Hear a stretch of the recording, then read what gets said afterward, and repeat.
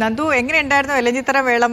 ആദ്യമായിട്ടാണോ എലഞ്ഞിത്തറ മേളം കാണുന്നത്? കണ്ട എക്സ്പീരിയൻസ് എങ്ങനെയുണ്ടായിരുന്നു, റിപ്പോർട്ടിംഗ് എക്സ്പീരിയൻസ്? കാരണം അത്രയേറെ ആളുകൾ കാണാൻ കാത്തിരുന്ന ഒരു ഐറ്റമാണ് ഈ തൃശ്ശൂർ പൂരത്തിലെ ഇലഞ്ഞിത്തറ മേളം എന്ന് പറയുന്നത്. നേരത്തെ ഞാനത് പറയുകയും ചെയ്തിരുന്നു. കുടമാറ്റമാണോ, ഇലഞ്ഞിത്തറ മേളമാണോ, അല്ലെങ്കിൽ ഘടകപൂരങ്ങളുടെ വരവാണോ ഏറ്റവും ഇഷ്ടം എന്ന് തൃശ്ശൂരുകാരോട് ചോദിച്ചാൽ അവരൊരു പക്ഷേ അതിനൊരു മറുപടി അറിയില്ല. അതെല്ലാം കൂടെ ചേർന്ന് അതെല്ലാ കാഴ്ചകളും ഒരുമിച്ച് കാണാനാണ് ഞങ്ങൾക്ക് ഇഷ്ടമെന്നായിരിക്കും തൃശ്ശൂരുകാർ പറഞ്ഞു ഒഴിഞ്ഞു മാറുക. നന്ദുവിനോട് അങ്ങനെ ഒരു ചോദ്യം ചോദിച്ചാൽ നന്ദു എന്താ മറുപടി പറയാ?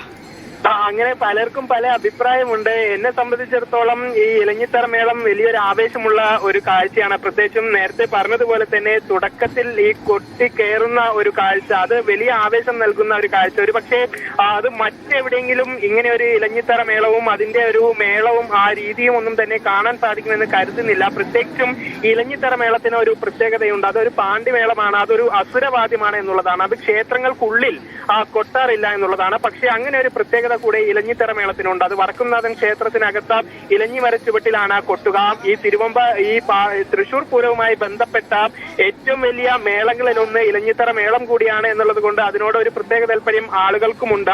ഏതായാലും ആളുകളെ സംബന്ധിച്ച് തൃശ്ശൂർ പൂരത്തിൽ ഇഷ്ടപ്പെടാൻ പല പല കാര്യങ്ങളുണ്ട്. അതിൽ ഈ രാവിലെ ഘടകപൂരങ്ങൾ വരുന്ന കാഴ്ച, അതിൽ ഓരോ ഘടകപൂരവും ആരാണ് ഏറ്റവും നന്നായി വന്നത് എന്ന കാര്യത്തിൽ ഒരു മത്സരം തന്നെ ഉണ്ട്. ഏറ്റവും കൂടുതൽ ഭംഗിയായി ആനകളെ അണിനിരത്തുന്നു. അതോടൊപ്പം തന്നെ ഏറ്റവും ഭംഗിയായി ആരാണ് കൊട്ടിക്കയറുന്നത് എന്നുൾപ്പെടെയുള്ള ഒരു ചെറിയ മത്സരം ഘടകപൂരങ്ങളുടെ ഭാഗത്തു നിന്നുമുണ്ട്.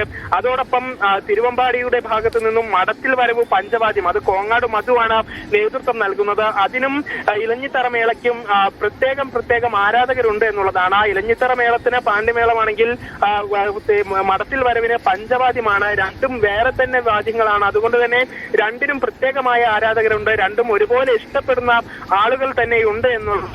ഏതായാലും ഇലഞ്ഞിത്തറ മേളവും അതോടൊപ്പം തന്നെ ഈ മടത്തിൽ വരവ് പഞ്ചവാദ്യവും ഒക്കെ പൂർത്തിയായി കഴിഞ്ഞിട്ടുണ്ട്. അതിനൊക്കെ വലിയ ആവേശത്തോടു കൂടിയാണ് പൂരപ്രേമികൾ സ്വീകരിക്കുകയും ചെയ്തിട്ടുള്ളത്. അതോടൊപ്പം തന്നെ ആനപ്രേമികൾ നിരവധി ആളുകൾ ഇത്തവണ ഇവിടെയുണ്ട്. അവർ രാവിലെ മുതൽ തന്നെ നമ്മൾ കാണുന്നുണ്ട്. തെച്ചിക്കോട്ടുകാവ് രാമചന്ദ്രൻ ഈ ആന വരുന്നത് മുതൽ തന്നെ വലിയ സ്വീകരണമാണ് ചെമ്പുക്കാവ് ക്ഷേത്രത്തിൽ നിന്നും ലഭിച്ചത്. അത് വരുമ്പോൾ ഓരോ ഭാഗത്തു നിന്നും ഈ ആനയ്ക്കൊപ്പം ആളുകൾ കൂടുന്നു. പിന്നീട് വടക്കുംനാഥൻ ക്ഷേത്രത്തിനകത്ത് ഈ ചടങ്ങുകളൊക്കെ പൂർത്തിയാക്കി ഈ ആന പുറത്തേക്ക് വരുന്ന സമയത്ത് തെക്കേ നടയുടെ ഭാഗത്ത് ആളുകളൊക്കെ കൂടി നിൽക്കുന്നു. അത് ഈ തെച്ചിക്കോട്ടുകാവ് രാമചന്ദ്രനെ കാണുക എന്നൊരു ഉദ്ദേശത്തിലാണ് ആളുകളൊക്കെ അവിടെ കൂടി നിൽക്കുന്നത്. സാധാരണയായി അങ്ങനെ ഒരു കാഴ്ച ഉണ്ടാകാറില്ല എന്നുള്ളതാണ്. ഈ പൂര വിളംബരവുമായി ബന്ധപ്പെട്ട തെച്ചിക്കോട്ടുകാവ് രാമചന്ദ്രൻ പങ്കെടുക്കുമ്പോഴായിരുന്നു ഇത്രയും അധികം ആളുകൾ തെക്കേ ഗോപുര നടയിൽ തിങ്ങി നിറയാറുള്ളത്. അങ്ങനെ ഈ തെച്ചിക്കോട്ടുകാവ് രാമചന്ദ്രൻ പങ്കെടുത്തത് മുതലാണ് ഈ പൂര വിളംബരം ഇത്രയും ഭംഗിയായത് എന്നൊരു അഭിപ്രായം ആനപ്രേമികൾക്കിടയിൽ ഉണ്ട്. സാധാരണയായി കാഴ്ചകളിൽ നിന്നും നമുക്കത് തന്നെയാണ് മനസ്സിലാക്കാൻ പറ്റുന്നത്. ഏതായാലും ആന അവിടെ നിന്നും പൂര വിളംബരത്തിൽ നിന്നും വിട്ടുനിന്നതിന് ശേഷം ഘടകപൂരമായി ചെമ്പുക്കാവ് ഭഗവതിക്കൊപ്പമാണ് വരാറുള്ളത്. ആ ഒരു കാഴ്ച കാണുന്നതിന് വേണ്ടി ആളുകൾ കൂടി നിൽക്കാറുണ്ട്. അതേസമയം പാറമേക്കാവ് ക്ഷേത്രം അവർ വലിയൊരു ആനയെ കൊണ്ടുവന്നിട്ടുണ്ടായിരുന്നു കൊല്ലത്തു നിന്നും, തൃക്കടവൂർ ശിവരാജു. അതുകൊണ്ട് ആ ആനയുടെ ആരാധകർ തമ്മിൽ ഇവിടെ ഒരു ചെറിയ മത്സരമുണ്ട്. ഏതാനയാണ് ഏതായാലും നന്ദുവിന്റെ ആവേശവും ആ രീതിയിൽ തന്നെ അലതല്ലി മുന്നോട്ട് പോവുകയാണ്.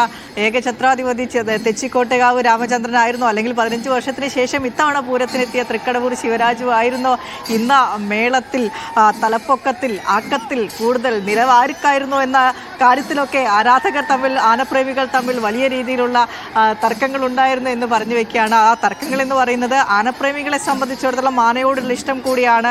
ആനയുടെ തലപ്പൊക്കം അത് ആർക്കാണ് ഏറ്റവും കൂടുതലുള്ളത് എന്ന് തന്നെയാണ് ഓരോ ആനകളെയും വ്യത്യസ്തമാക്കുന്നത്. അപ്പോൾ ആ രീതിയിൽ തന്നെയാണ് ഇത്തവണയും തൃശ്ശൂർ പൂരം അതിൻ്റെ ആവേശത്തിൽ ഇങ്ങനെ മുന്നോട്ട് പോവുകയാണ്. അല്പസമയത്തിനകം തന്നെ തെക്കോട്ടിറക്കമുണ്ടാകും. പാറമേക്കാവ് വിഭാഗത്തിൻ്റെ തെക്കേ ഗോപുര നട വഴി പാറമേക്കാവ് ഭഗവതി തെക്കോട്ടിറങ്ങും. സ്വരാജ് റൗണ്ട് ചുറ്റി വന്ന വടക്കുംനാഥന് അഭിമുഖമായി നിൽക്കും. അതിനുശേഷമാണ് തിരുവമ്പാടി വിഭാഗത്തിൻ്റെ ഇറക്കമുണ്ടാകുക. തിരുവമ്പാടി വിഭാഗം തെക്കോഴെ ഗോപുര നട വഴി ഇറങ്ങി വന്ന പാറമേക്കാവിന് അഭിമുഖമായി നിൽക്കുന്നു. അതിനുശേഷമാണ് നമ്മളെല്ലാവരും, പൂരപ്രേമികളെല്ലാവരും, മലയാളികളെല്ലാവരും കാത്തിരിക്കുന്ന കുടമാറ്റം ഉണ്ടാകുക. ഇത്തവണത്തെ കുടമാറ്റത്തിന് 15 മിനിറ്റായി പരിമിതപ്പെടുത്തിയിട്ടുണ്ട്. സാധാരണഗതിയിൽ 5 മണിയോടുകൂടി ഈ കുടമാറ്റ ചടങ്ങുകൾ ആരംഭിക്കേണ്ടതാണ് ഇത്തവണ. അത് 5:30 അവസാനിപ്പിക്കുന്ന രീതിയിലായിരിക്കണം നിലവിൽ കാര്യങ്ങൾ അവിടെ ക്രമീകരിച്ചിരിക്കുന്നത്. മുണ്ടത്തിക്കോട് അപകടത്തിന്റെ പശ്ചാത്തലത്തിൽ കൂടിയാണ് ഇത്തവണ പൂരത്തിന്റെ കുടമാറ്റ ചടങ്ങ് 15 മിനിറ്റായി ക്രമീകരിച്ചിരിക്കുന്നത്. ടി നന്ദഗോപാലാണ് പൂരനഗരിയിൽ നിന്നുള്ള വിശദാംശങ്ങൾ തത്സമയം നമ്മളുമായി പങ്കുവച്ചത്.